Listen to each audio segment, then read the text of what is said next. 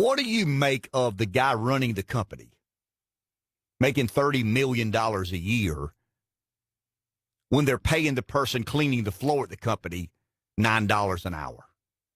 I mean, you would agree that that's the market, right? Right. You would agree that's the free market. But what, I mean, from a moral, let's take the economic theory out of the equation. Doesn't morality have to be a part of that? For us to be a good place, for us to be good people that care and love and you want to respect one another. It can't be, and that's where I'm going, Rev, and that's why I wrote it down the other week. It can't be just about GDP and economic progress. I mean, it can't just be about money.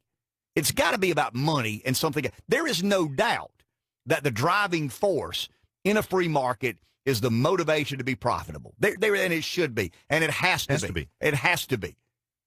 But how far down that road can we go until it becomes a bit immoral? It's not illegal. There's nothing illegal about a CEO of a company making $100 million a year and this guy sweeping the floor making $9 an hour. Nothing illegal about that. There's no law being broken. But is it immoral?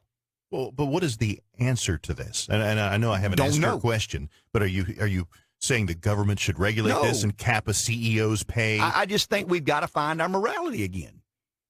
I think the guy making $100 million a year running the company's got to care more for the guy he's paying. And do you think that's changed over time? Absolutely. Absolutely. You almost. Absolutely it has. Okay, so go back to the uber successful people back as America was growing.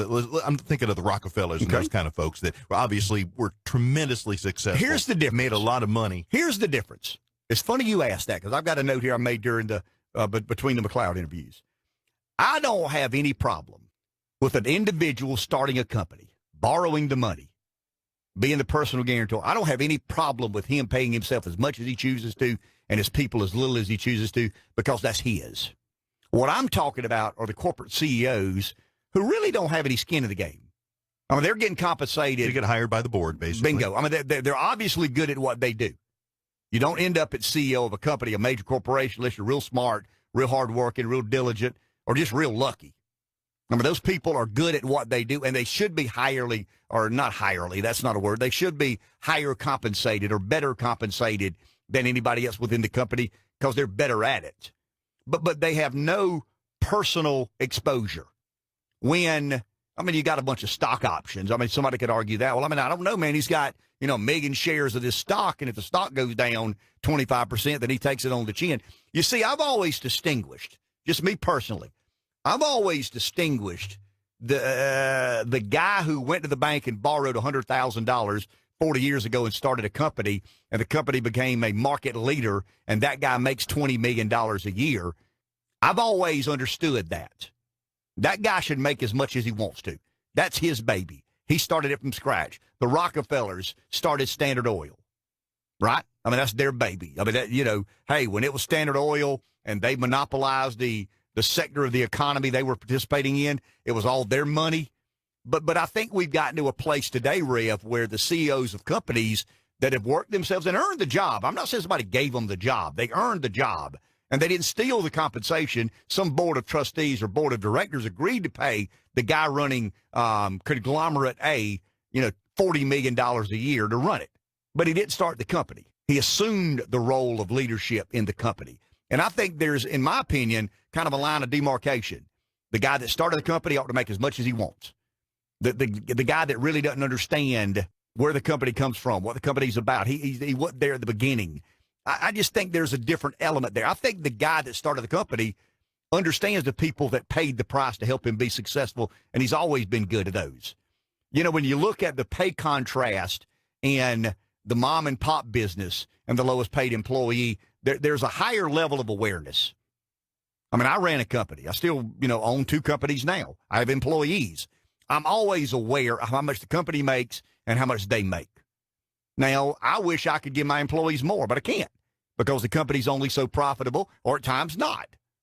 There's an awareness there I have of that reality. And to your point, I don't think big corporations are aware of that reality. Remember me saying one day on here, Rev, that the great mistake the globalists made, the Paul Ryans of the world, the Bill Kristols of the world, the George Wills of the world, those that believed in this global economy, that America would fare well in the global economy, the great miscalculation the globalists made, the Bush family would be globalist. I don't think they would deny that. I think they sincerely believe that America participating in a global economy on equal footing is probably better in the long run. I disagree with that. They could be right, I could be wrong. I just fundamentally disagree with that. The great mistake the globalists made, and if you really want to back up all the way to the reason we got Donald Trump, is what do we do with the human carnage? If policy says corporations can be more profitable by making their widgets in China or Malaysia or India or Pakistan, wherever, that's the marketplace. That's the free market. That's the ability to go make as much money as you can. And I'm not opposed to that at all. I will never be opposed to that. But there's got to be a moral component here. And I think the great miscalculation that the globalists made when they allowed policy to advance that they knew that Ford was going to end up building a bunch of cars somewhere other than America. They knew that General Motors was going to end up in Caterpillar and all of these other huge Apple. You know, how many iPhones are made in America? Very few. How many are consumed by Americans? Bunch of them. It's the free market. There's nothing illegal going on. There's no hanky-panky or shenanigans. I just think the great miscalculation was the human component. And that's why I say that I believe the free market is an end, or the free market is not an end. You can't look at the free market as an end.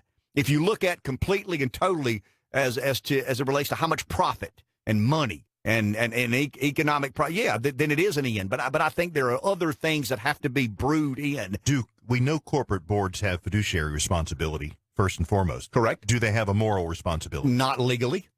I don't think they're legally bound to any moral code or ethic. I don't. I've never known a company that had to. I've known some that have. Chick-fil-A. I mean, Chick-fil-A is a great example. I've read a lot about Chick-fil-A. I read the book called The Generosity Factor by Truett Cathy, who, along with his brother Dan, founded Chick-fil-A. Truett's passed away since then. Morality was always important to that company. Now, it's not just the Christian faith. I mean, obviously, that was a big part of their business model, you know, allowing their people to be with their families on Sunday.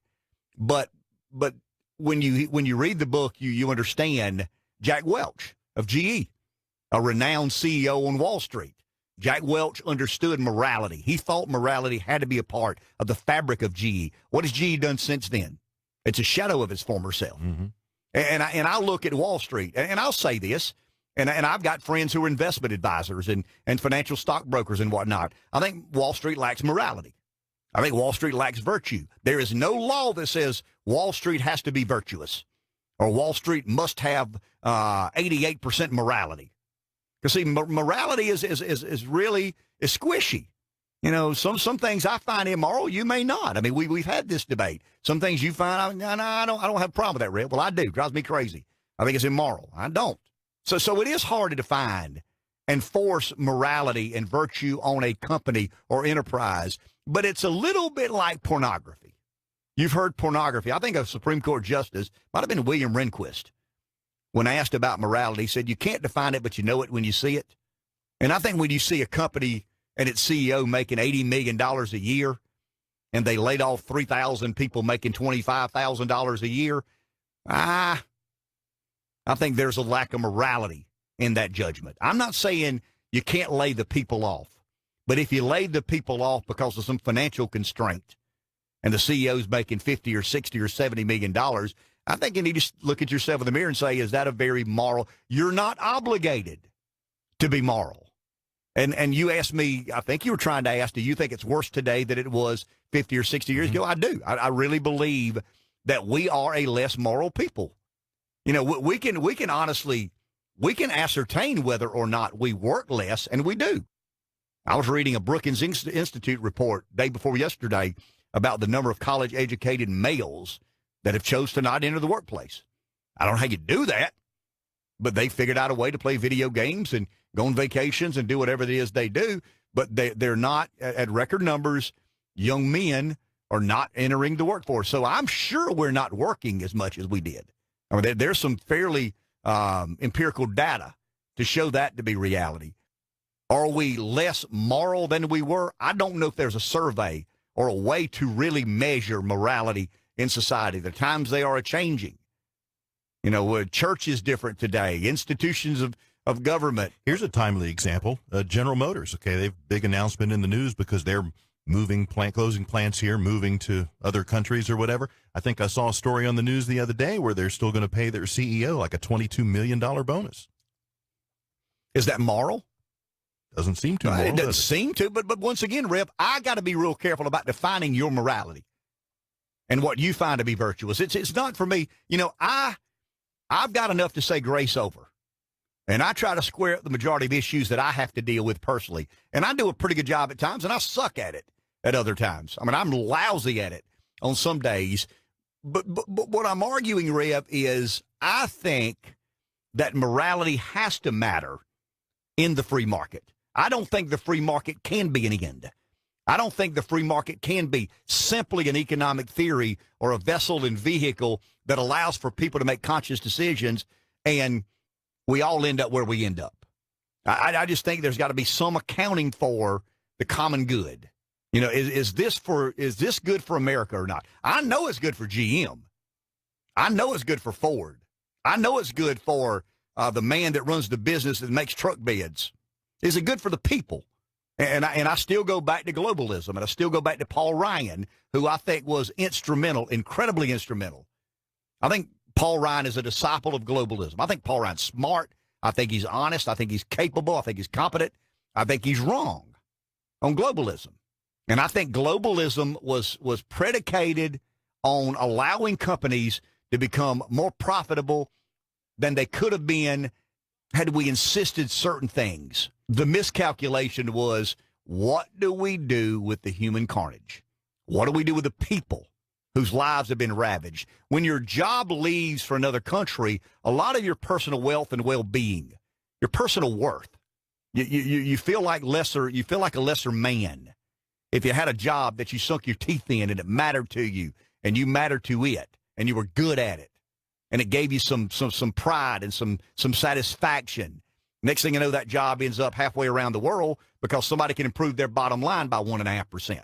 I get the improving of the bottom line by 1.5%, but I think there's got to be some accounting for what you did to that human being. And I'm not defending globalists here, but do you think they had the foresight to look ahead and see that there would be human carnage, or that, yeah, we're moving a job from here to there, we realize that's going to be the result, but we honestly feel like there's some force that will provide for jobs in the rural areas, small towns? Do you believe that you could convince yourself of some things you're questioning of? Yeah, of course you can. We do it. When we get ourselves in a quandary, you know who we tend to believe? The last person we talk to. I can remember in my political travails, the last person I talked to was the one that I believed the way it was going to turn out. So I'd find people that gave me an optimistic, outcome. I mean, naturally, you want things to be better. Yeah. I think there was a lot of intent. I think there was a genuine, sincere belief that if we go down this road, some things will happen to take care of these people. I don't think Paul Ryan had any interest in hurting people. I don't think George W. Bush had any, or George H.W. Bush. I mean, of course not. I mean, George H.W. Bush was just a good, decent man.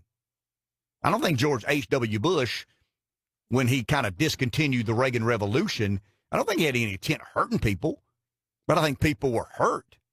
I think people's lives were ravaged, and I think when you look at the manufacturing jobs and the Rust Belt and the hollowing, the deindustrialization of America's Midwest, they knew it was going to be challenging. Those who allowed for the world to change. And look, it wasn't all policy. It was some inevitability. There is no doubt that the world is closer together than it's ever Technology, been. I logistics. would never dispute any of that. But for those who say, well, the world is flat and that's just the way it is and there's nothing we could do, well, I mean, you're seeing some things that are being done now to hopefully allow for better employment opportunities in America. And all I'm arguing, and I want to be careful, I'm not arguing against the free market.